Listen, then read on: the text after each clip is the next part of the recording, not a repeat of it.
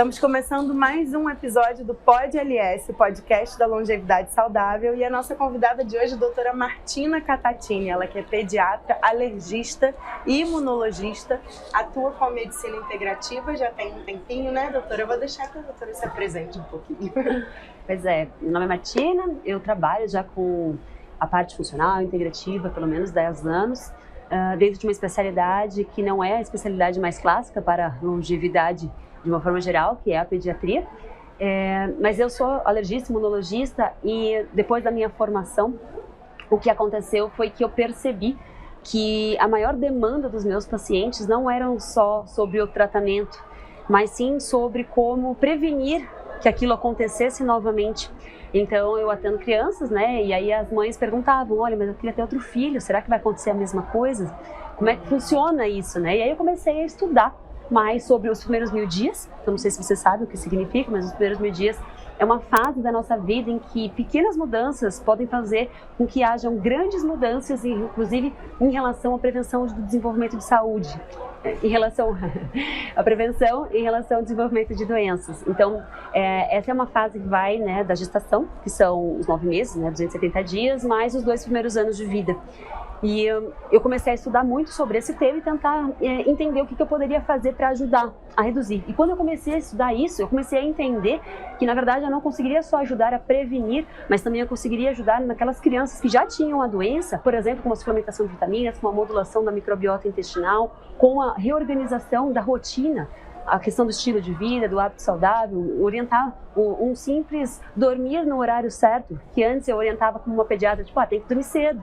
Mas não, agora tem muito mais embasamento científico desse cedo. Não é dormir para crescer, é dormir porque tem toda a fisiologia do círculo circadiano envolvido. E uma criança que tem alergia, ela não pode ter o desbalanço, por exemplo, do seu sistema relacionado, por exemplo, com a vitamina D, expressão, né, de receptores. Então, eu acabei me envolvendo dentro de um mundo diferente, cujo aparecimento na minha vida, na verdade, foi algo mais precoce, porque a minha mãe fala sobre isso. Minha mãe é dentista, ela é dentista biológica, ela tem um trabalho em relação à acupuntura, homeopatia, ela tem um trabalho já mais integrativo há mais de 30, 40 anos, e ela trouxe para o Brasil a primeira padaria funcional, há cerca de 15 anos atrás.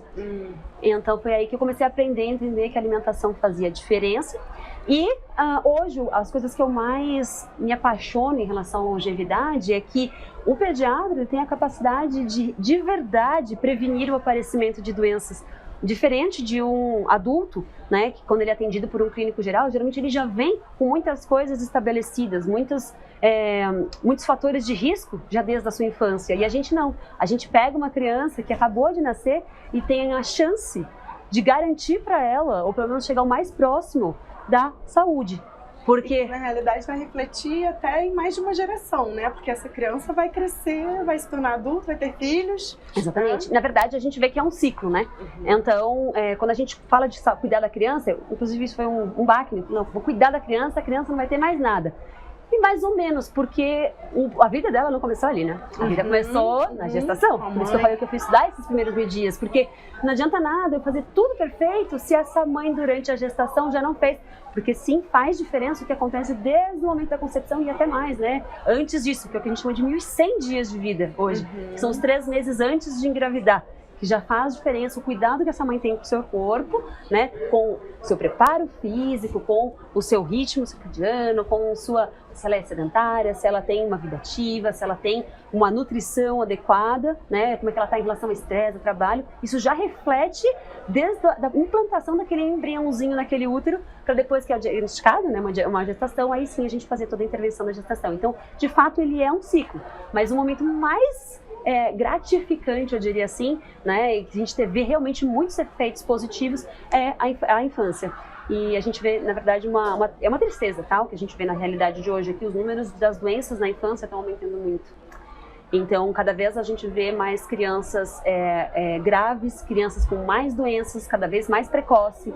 Então, essas doenças crônicas, né, doenças de adulto, começam a aparecer cada vez mais na faixa etária pediátrica, doenças inflamatórias crônicas, obesidade, sobrepeso, questões cardiovasculares. Então, é uma intervenção necessária e urgente que nós temos nessa mudança dos paradigmas de entender que o que a gente está fazendo aqui vai refletir lá na frente, mas já está refletindo num curto prazo. E a doutora considera que há uma dificuldade, na verdade, assim, esses pais e mães, quando procuram pela doutora para o tratamento de seus filhos, eles costumam aderir aos tratamentos, porque eu acho que isso precisa pegar a família toda, né, para funcionar. Quando a família não muda o estilo de vida, a gente não consegue mudar a criança. Então, tem um trabalho muito legal feito na USP aqui em São Paulo por enfermeiras, assim, que foi orientado para a família o que deveria ser feito para a criança, para que as crianças perdessem peso. Era um trabalho relacionado com isso. Então, tinha pediatra, tinha nutricionista, tinha psicóloga, tinha um endocrinologista e tinha um profissional de educação física. E foi explicado tudo. E no final não se viu o impacto, não reduziu.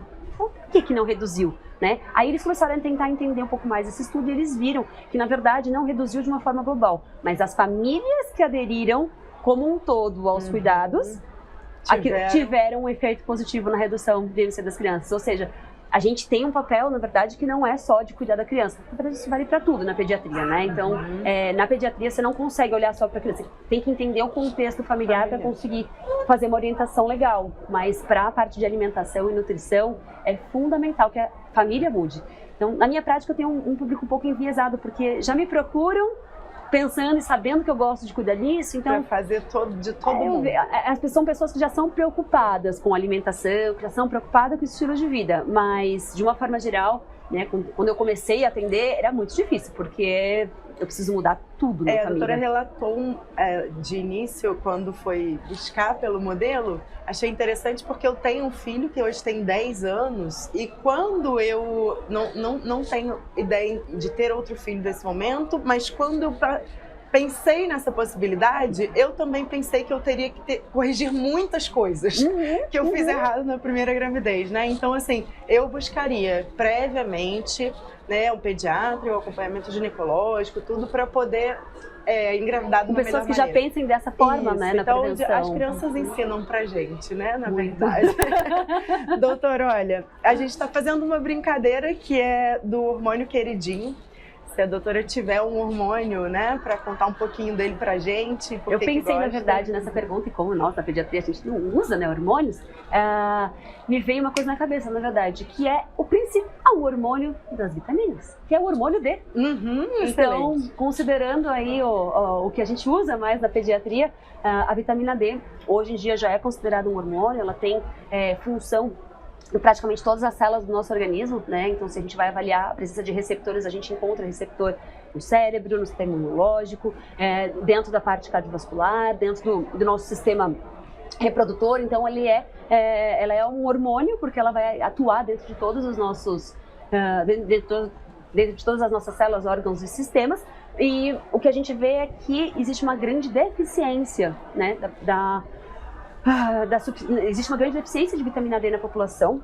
Na população pediátrica, apesar da suplementação que a gente vê, a gente percebe que existe ainda assim um número muito grande de crianças que estão em déficit, porque o que a gente tem de protocolos são protocolos padrão. Então, a criança de 0 a 1 ano recebe 400 unidades ao dia, a criança de 1 ano a 2 anos recebe 600 e depois disso ela não recebe mais. E nós não somos estimulados como pediatras a solicitar exames. Então, quando a gente vai olhar os guidelines, eles não consideram uma prática de rotina a coleta de exames, a não ser que você tenha uma suspeita clínica de déficit.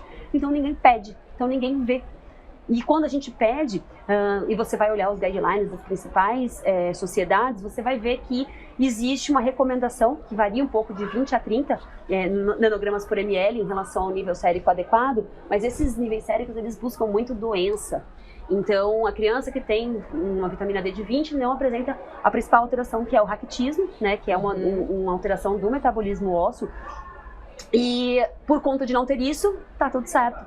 E o que a gente vê nos trabalhos, né, os trabalhos mais recentes, que procuram, na verdade, um desfecho diferente da doença, que procuram um desfecho de saúde, os níveis séricos deveriam estar maiores do que isso. Pelo menos 40, 50, 60, dependendo, né, da criança, enfim, da idade e tudo mais. Então, existe uma grande deficiência na nossa população, maior do que é apontada pelos estudos, e a gente tem trabalho de vitamina D desde a gestação até a pediatria, dizendo, por exemplo, que a gente tem menos risco de parto cesárea, de parto prematuro, de criança nascendo com baixo peso, de internação, de mortalidade na UTI, de crianças que têm internação, por exemplo, por infecção aguda. Então, a vitamina D diminui a internação, diminui casos, né, de internação, especialmente por bronquiolite, é o que mais tem trabalho. A gente vê aí uma possível redução em algumas doenças, como asma, diabetes, então, esclerose múltipla. Então, teoricamente, eu estou falando aqui de uma vitamina, que parece besta, todo mundo dá aí 2 gotinhas de aditil, né, para todo mundo, e é assim que prescreve, e ninguém olha se essa criança, a mãe dela tinha vitamina D boa, porque quando ela nasce, essa vitamina D reflete a vitamina D materna. Então, se a mãe já tinha déficit, ela está com déficit também. Eu não posso dar 400, talvez eu tenha que dar mais, talvez eu tenha que fazer dose de tratamento para ela. Entendeu? Então, existe todo um raciocínio clínico que foge dessas diretrizes e que precisa ser explorado agora, que é, na verdade, o meu novo filhote. Então, ainda bem que muitas crianças têm a doutora Martina. Obrigada. Doutora, eu queria muito continuar esse papo, mas a gente infelizmente precisa ficar por aqui. Eu gostaria de agradecer a sua presença, a sua contribuição. Queria pedir para que as pessoas seguissem a doutora Martina, principalmente mamães e papais. Sigam a doutora Martina no Instagram, doutora Martina Catacini. @DRA.Martina Catacini. Catacini com 2 T's e 2 C's. Exatamente. Então, muito obrigada, doutora. Obrigada a você.